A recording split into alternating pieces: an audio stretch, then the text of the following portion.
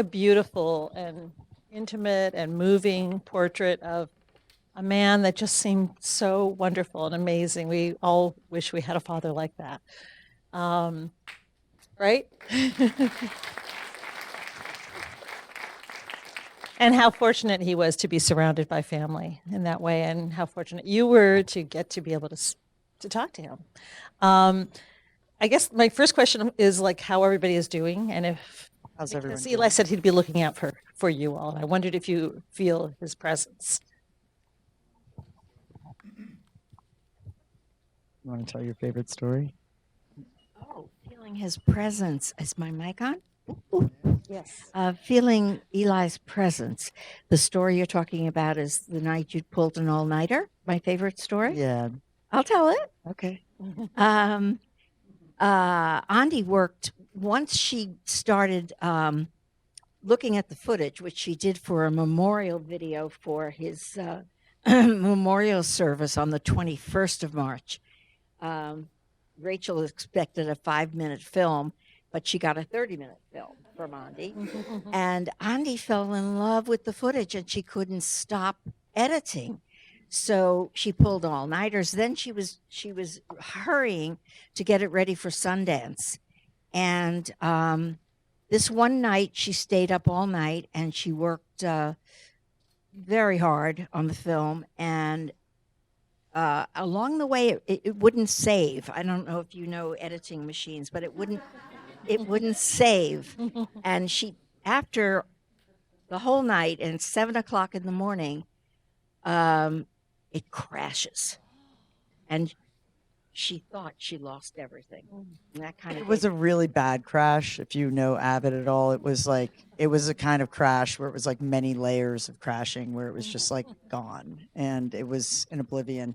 And it had been 18 hours of straight editing, where it was my fault. It was saying it wasn't saving, but I was like, I got to finish this, and it's still working. I'm going to get to the end. Bam. Oh. Yeah. So. You want to continue? Well, no. Well, Morgan, who scored this film, by the way, right here. Hey, Morgan. Yeah. And who I then subsequently married. But I think you saw that Dad went up there and blessed us, and it kind of went from there. But she went to bed like a normal person would, and got up and found me, check on me at like 7 a.m, and found me praying on my knees, and was like, "Babe, are you okay?" And I was hands up, and I was praying to Dad because I just didn't know what else to do. And I said, "Dad, you said you were going to be watching over us. You said it more than a few times, and I know that it might be above your technical capacity. I'm not sure what you can do here, but if you can do anything, I will start right at the start of all the notes that I did and everything. I'll try to remember what I did all night, but if you could somehow save this, I would really love to go to sleep. But I will start again if you can. I totally get it." And I was just praying, and then we just hit the button together, and we waited, and it whirred, and then all of a sudden Rachel's sermon, the end shot of the movie, showed up, and then all of a sudden all of the sequences showed up, and it was back. That's magical that your sermon was the first thing to pop up. Wow. Yeah, and I called Mom, and I was like, "Get up, we're going to Dad's grave. We got to say Thank thanks." you. Yeah, so we went right over Wow. there. Yeah. So he's definitely watching over you. Well, it was a good sign, I thought. Yes. So when you first started filming all this, I know you're a filmmaker, so you always have a camera, but you weren't planning, says her sister, you weren't planning on making a full film. You were just filming. Yeah, I was not. I, in fact, had written a script about Dad. My intention, it's funny about intentions, like my whole career, and I've been making films since I was 19, so it's 30 years now, and I had always intended to tell Dad's story, and Mom's, and Air Florida, and the stroke, and it just was my life story in a lot of ways, and my dad was my hero my whole life, and not that you're not. Yeah. I love you very much. But I wrote a script because we didn't have any archival footage, and people would always say, "Are you going to make a documentary about Dad?" And I'd say, "I would, but every bit that I have pretty much is up there in that 17-minute segment or whatever it is, looking back." So I wrote a script to bring it all alive, and I even read it to him on his deathbed. That's how little I thought we were making a documentary. For me, filmmaking is second nature, and filming anything is what I do. And I film a lot. And I think it's because I can't remember Dad from before the stroke that I don't trust my memory. And so things that I love and appreciate, I film. So that's why I have the Thanksgiving videos. That's why I have Juki and the turkey. Dad would teach Juki how to make the turkey every Thanksgiving. And I would always document it. So I was like, we got to dig that out. I can find a match cut, you know. So I have that footage. But, I've made these very long range, like Dig was 7 years and We Live in Public was 10 years. And so I've filmed thousands of hours of footage.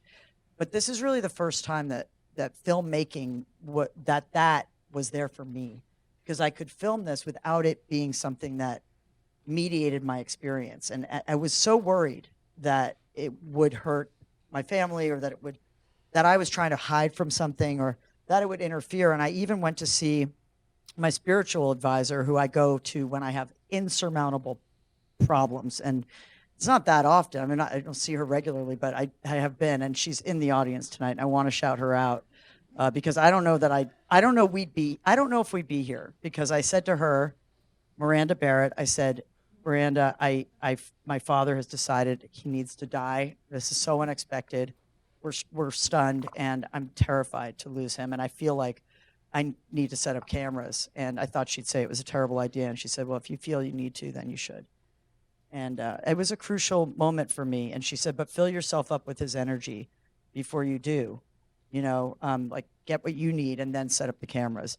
But, I'm a filmmaker for so long that for me, it was like a safety blanket. I could set up the cameras. I put them outside the room. The main one was in another room through the door. But I would set them up. I didn't have a DP except the last day. Turner Jumonville is in the audience in the back. He filmed Dad's death, actually, and I knew I couldn't film that day. And he came and met Mom and Dad ahead of time. But I set up those cameras and forgot about them, and just knew that something of Dad would be left. And I think for our whole family, it was comforting at a certain point. I noticed not you, I don't think, because you're not the most camera friendly, and we'll get to that. But That was my next question. my brother, I would find my brother, and the only reason he's here is because he's still recovering from COVID. Not here, is from that. So we miss David a lot this week. He's an amazing person. And I'd find him behind the camera when his kids would come.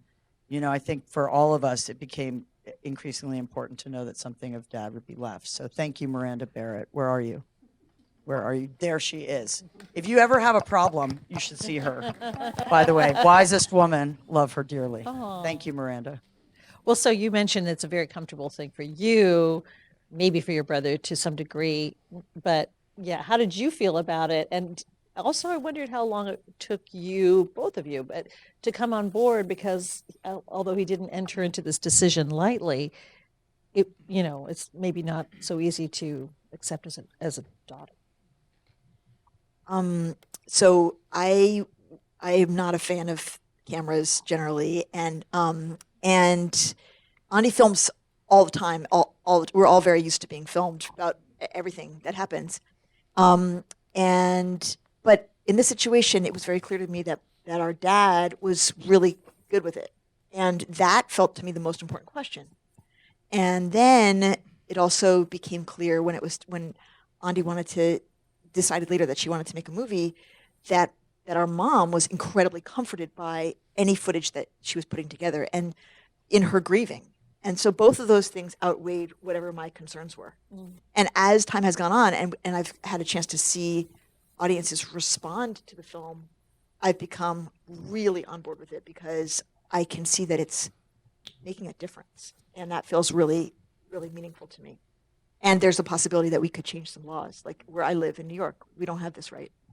And I want to use this film to help win this right. Well, speaking of the laws, I wanted to talk to Candace about that a little bit, because you said what I thought was just distilled it so perfectly, which is that we don't have a choice about how we come into the world, but we should have a choice about how we leave it. But what's going on both in this state and kind of in general law-wise?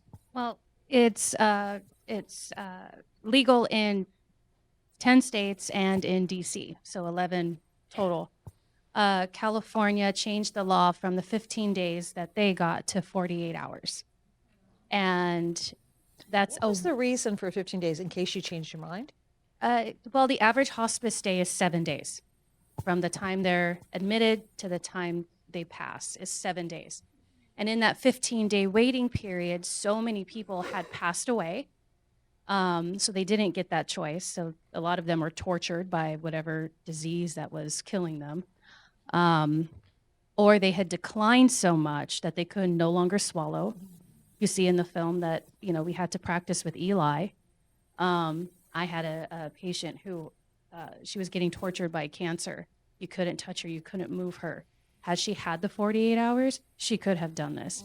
And unfortunately, the day that she was going to take the medication, I walked into the door and I had to call it off. And it was just the most inhumane thing that I've ever seen. So the fact that it's 48 hours now and it's in liquid form, chocolate, vanilla, or strawberry, so it's more palatable. You see Eli saying it's horrible.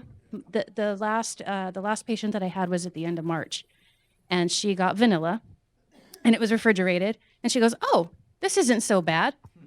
And I was like, "Oh, well, good for you." And she fell asleep and with her children at her side, and she went on to her next journey, and it was an amazing thing. I'm very happy for the 48 hours. I know they're happy for the 15 days, but the 48-hour rule is really great. It gets rid of the second sign that they had to do that you saw Eli do. And it's just an amazing thing, the 48 hours. Also, you can wait 15 days. If Yeah. you just have the medication, right? Yeah, the patient that I had that took it, the very last one at the end of March, she held on to her medication for 3 weeks because she just wanted to wait to the very last minute. She wanted to get all her affairs in order, transfer everything to her kids, spend as much time with her children and grandchildren as possible. So just because you have the medication doesn't mean they have to take the medication. Immediately. We didn't know there was this law. Dad was just begging us to die. He knew he was going to be sent to a facility, and that was, his way of his life was being with his beloved wife and, rooting us on, and to be shelved away was really unthinkable, I think, for him. So thank God we never really had considered it as a family. This was not a platform for Rachel's Rabbinate. It was not something that I was ever focusing on as a filmmaker, Sure. but it became so clearly so empowering for Dad after years of suffering quietly and gracefully. Yes, so gracefully, uncomplainingly. I wondered, when was it made legal here? Because we all know about Oregon, that Oregon is a place, but when did this actually become? June of 2016. Because it was on the ballot, wasn't it, that we all voted for? Yeah. It became legal June of 2016. Our hospice company was one of the first to do it in the LA area, and my very first one was August 1st of 2017. And she was watching CNN when I walked into the door. Trump come on, and she goes, "Oh, turn that off. I don't want to hear. I don't want my last thing to hear is him." Yeah, that So- would be horrible. So yeah. Sounds like she and Dad would have gotten Uh-huh. along. Oh yeah. I'm And sure your they're mom, partying too, the Yeah, By Dawn I'm- T-shirt. I'm sure they're partying it on. So it was interesting because the 15 days kind of provided an interesting structure filmically too. You were able to have the grandchildren there and all of that, and I think that was so beautiful. I wondered, two of you as moms, if you've had, what that kind of lasting effect has been on your kids. Well, so my boys are really different, and one of them, my older is more of an extrovert, was more comfortable. Benji was more comfortable with the film, more comfortable with this aspect of it. But you're asking not just that; you're asking about like what it was like for them to have a chance to come and say goodbye, for them to be part of this experience. I feel like it was incredibly meaningful for them. I mean, they had closure. And very often with death, it's a surprise, or we're not able to gather around our loved one's bed, and especially for grandchildren. A lot of times we hide death from children and from grandchildren, even teens. We hide death. Well, in our society, we hide death all the time. And I'm someone who works with death all the time, and I really recognize how much it enriches my life to be around people who are dying, because it just makes you realize how lucky we are to be alive and how precious it is. But so for my kids, I think it was actually really meaningful. And people worried with me ahead of time, like that it might be particularly traumatic for them, that our dad was ending his life and like choosing to end his life, they didn't. They felt grateful to have that time with him at the end, and to be able to ask him their questions, and to be part of our whole family together, having this kind of ritual and experience of saying goodbye. Absolutely. It gave us all a chance for to set up calls to people far and wide to be able to have closure, but also to be able to, as an editor watching it, everybody who walked in there or met Dad was grappling with their own feelings of mortality or losing loved ones. And Dad was just so courageous and so funny and so comforting to everyone. He was the one who was going to die, but he was, let me warm your hands. And Gigi, you helped me so much. And just, he really, I think, shines as this sort of guide for all of us. And he said it was his room, and it was the most beautiful and sacred space I've ever inhabited. It was beautiful.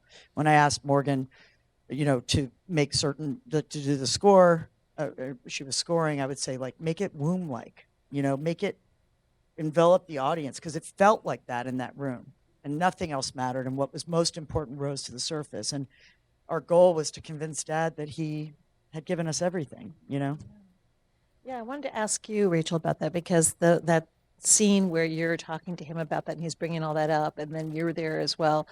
And talk a little bit about that, because I would imagine that would be really difficult, because obviously you're trained in doing this as a rabbi, but you're also his daughter.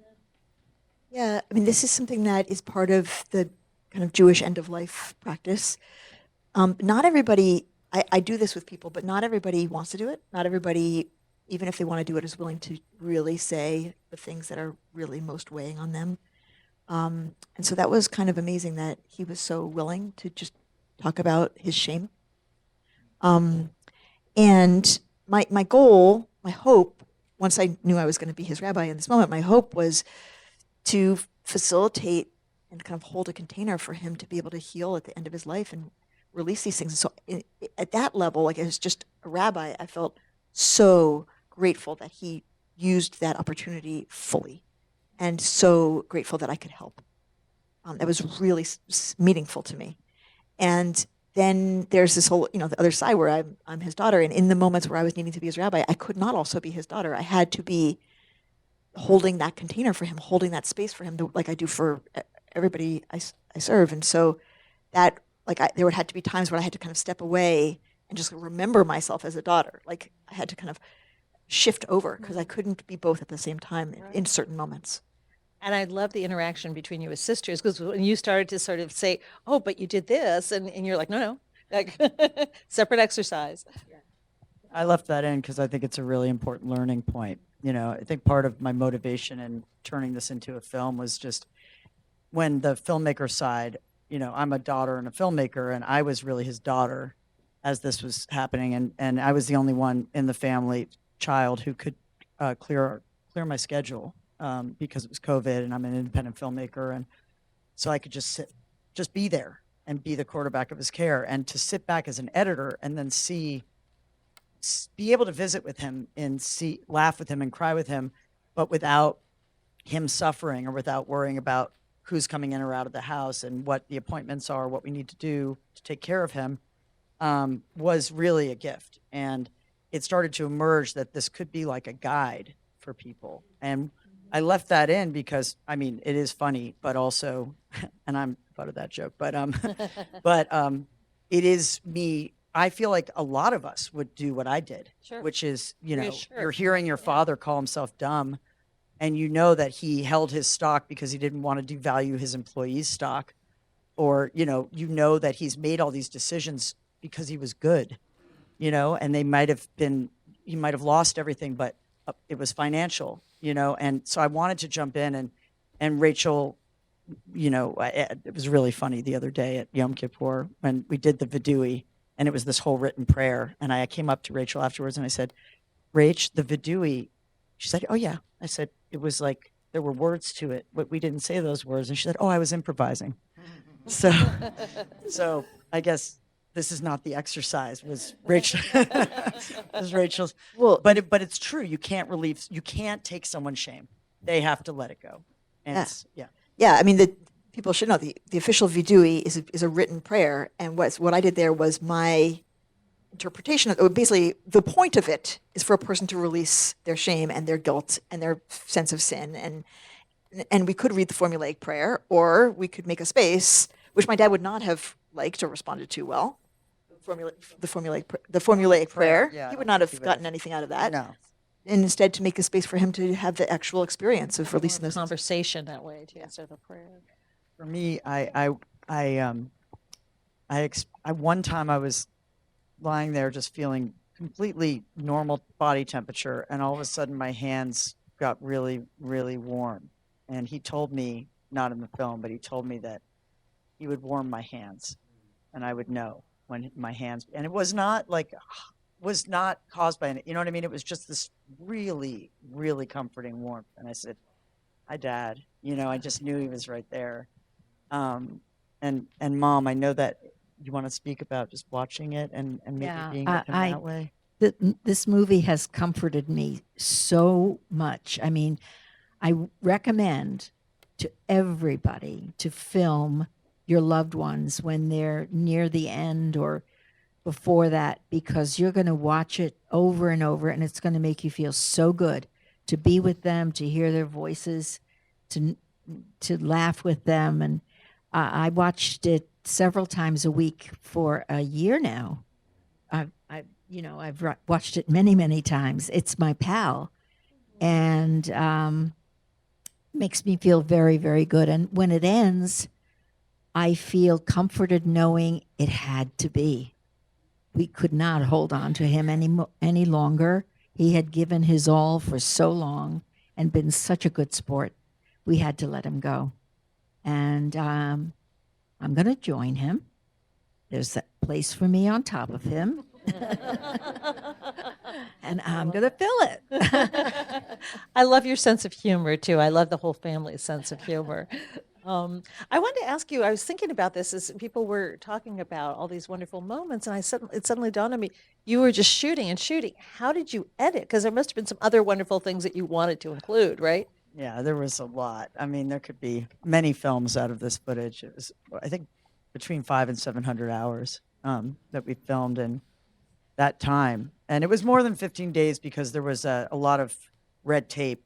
There was a lot of time to get him home and then to get the doctor there and then to get the medicine. So it was really January 28th to March 4th was the shooting period. But, you know, it's funny, this film, it kind of came through me. It was the most, I really feel like it's Dad's gift to us all at this point, really to me at first, it was just kind of, people ask, why did you choose that shot or how did you choose the final shot of Mom? It was not a choice. It was like, as soon as I saw it, I knew, you know, I never was following something else. It was just pure instinct with it. And it came together faster than any film I've ever, and it was just a pleasure, except for the end. I couldn't edit the raw footage of Dad's death. I just needed other people to do cuts of it. And then once I saw that, I thought, oh, we need to add this, we need to put this, and I probably edited it 55 times or something, you know what I mean? But the first, just going through the raw of that was not something I wanted to face, and I've never faced it like that, you know? But I did go and pick through a bunch of stuff, and I wanted to keep the end authentic because I wanted the conversation to happen, because though it is legal in 10 states, and it needs to be, it's a basic human right over our bodies that should be a law in all states. Simultaneously, we need to perfect the way that it happens and make it more humane. It was like an obstacle course. Those 2 minutes was terrifying. You know, I couldn't help him, and knowing that it was he a bad couldn't hold taste in it his because his heart and mouth and- lungs yeah. had been slowed down, and he's 92 already and couldn't barely hold the glass in the first place. And I'm thinking, why does it have to be this hard? Yeah. You know, and so we just had to jump in there. And so I left that in for the conversation to happen. But yeah, editing the film, there were so many jokes, so many funny moments, so many. I mean, I had a scene with Eli Owen, the oldest grandchild, and Dad going over financing, and he was asking him all about Wall Street, and Dad told incredible stories to David, who was like our historian and trying to pull all the family history out at the last minute. And there were so many moments that could have been in this film, but at the end of the day, we all need to. I always say when I'm on a jury or like looking at a feature length is because we all have to pee. So we have to get up. We have to stop the movie. I think these days movies go a little too long, but They do. especially yeah. this time. And I wanted this to feel like what it was. We were all sort of walking a plank. And it was like Mom said, it was like one foot in front of the other. Like we had this deadline and we had to, and I was trying to manage till Rachel came out, and trying to get Dad to see the impact he was having on people through these Zoom calls and through these visits I was arranging, and trying to get Mom to face the fact that Dad was going to be gone. And it was, as you see when Morgan filmed that of me in the bed, my smile after I hang up with Rachel because she's arrived, and I'm like, oh, God, thank God the T team is all back together and we can do this. Team, I love yeah, that. I love your interaction with him too about the whole Trump thing, about what he wanted to slam down his throat and all that. Mom likes to say that she set up that moment because she knew that I would absolutely not be able to stand what he was saying. She was like, Eli, tell Rachel what you want to do to Donald Trump. I just no. crack up every time with how Rachel says, "Oh no. I can't hear that." I am not a fan of Donald Trump, but I don't need to hear that or have anybody be that violent about anybody ever. There's a less violent way to do it. I just ban him from Twitter. That was very funny. Yes. Last question. So I am going to make a movie about my mom after seeing this. I think Great. That's what my takeaway is. She's 99 next month. Wow. Congratulations. Is she sharp? Oh yeah, but I mean she does have dementia. But every morning she gets up. What are we going to do today? And at nighttime it's Wonderful. always a German little song. But my question is, if there's anything that we should do or we should know or we should ask, like I loved how you had that quiet time where you could be still. Is there any kind of advice for someone who's, just with someone who's older as far as, how to kind of get them to just be calm or get them to just be at peace? Is there anything that you learned from the experience that just kind of you can share? Touch. I always put my head to Dad's forehead for many days. It's the most comfortable place for me to be in. He just loved warming people's hands, and being touched. I think Everybody hear that question? I just want to make sure. Yeah, okay. the advice. But he was easy, I mean, he's been easy for 54 years as his personality. So that we didn't need to calm him. And I have to tell you, he was so happy those 15 days because we didn't argue with him, because we understood, we listened, and we agreed with him that it had to be. We supported him. We supported him. But we didn't have to work on him at all. He was trying to make everybody else happy. I have a few things. One is, not a lot of people don't choose to die or even want to talk about their death, or the dying person wants to talk about it, but the people around them are in denial and don't want to talk about it. And so one thing is to take their lead and make an invitation opening for them to talk about their death. Like, even if they're not close to dying, it's okay. Like, I think that should happen at all ages. We should just do that. But certainly at 99, to say, do you want to think about or talk about dying with me? Like, I want to know how to support you in that process, and what you would want, and what would you want for your funeral, and how would you want us to remember you? And so that's one thing I would do, is make it permission for a dying person to talk about their death, including maybe that they're afraid, or there could be difficult emotions around it, but that's okay. And often dying people feel like frustrated because their loved ones don't have tolerance for that. I also think it's important for them. There's a thing in Judaism called an ethical will, where a person has a chance to either write or speak to a video or whatever about what they want their grandchildren, great-grandchildren to remember about their values, like what they stood for, what their life was about, what they want their descendants to know about them in terms of their essence of, like, their meaning for them. And so I think that's a wonderful thing to do. And I would say touch, yes, and also singing. I mean, I'm not a particularly good singer, but I can carry a tune, and Dad, for all the days I was there, I basically sang all day long, and he just would say, "It's so soothing. It's so soothing. It's so soothing. Thank you." And actually, my son Juki recently said, Rachel helped me so much through She helped us all, and she really did. I mean, it's very helpful having a rabbi in the family, I have to say. But the he said, I said, really, what helped you the most? He said, her singing on the day Dad died. Wow. Yeah, I just thought that was really, yeah, it's really important. I think there's a veil between us and the living and the dead, and I think the veil thins or lifts as we get closer, because that's why I flash back to October 2020, where Dad thought nothing would happen. He thought there would be nothing. But you see, as he's getting closer to death, he's seeing his parents. So talk to them about what they're seeing, maybe. Talk to them about visiting with their family. Are you seeing, he was sure of it. And he became sure he would watch over us and I think also he wanted to go because he felt he could be more helpful to us outside of that body, But yeah. You have such a wonderful family. Tell Gigi. The other thing I would say is that the video that we did, the chance to unburden, that actually you don't have to wait to the end. Like anybody can do that. To talk about like what are the things that you regret, what are the things you feel guilt about, what are the things if there's anything you want to say I'm sorry, or anything you want to seek forgiveness, and vice versa for the people who are not dying to say I'm sorry for that time when, and I'm sorry I didn't do such and such, and to have a chance to forgive each other, that is hugely healing. I've heard so many people say, "Oh, I wish I'd said this," or not making amends. And we have our culture has such a kind of a fear, I guess, of dying, or just, we don't deal with it. We don't talk about it. We just sweep it under the rug. I remember after my mom died, I wanted people to talk about her, and then they would be afraid to talk about her, to think that maybe I would feel sad or something. And it's like, well, they didn't just disappear. Right. You want to celebrate them. So, yeah. All right. Well, I think that was our last question. We've run out of time, but I want to thank you all, Ondi and everybody, Lisa and Rachel and Candace. Thank you, Claudia. Thank you so Thank much. you, Claudia. Thank you all for coming. Thank you all for Yeah. coming.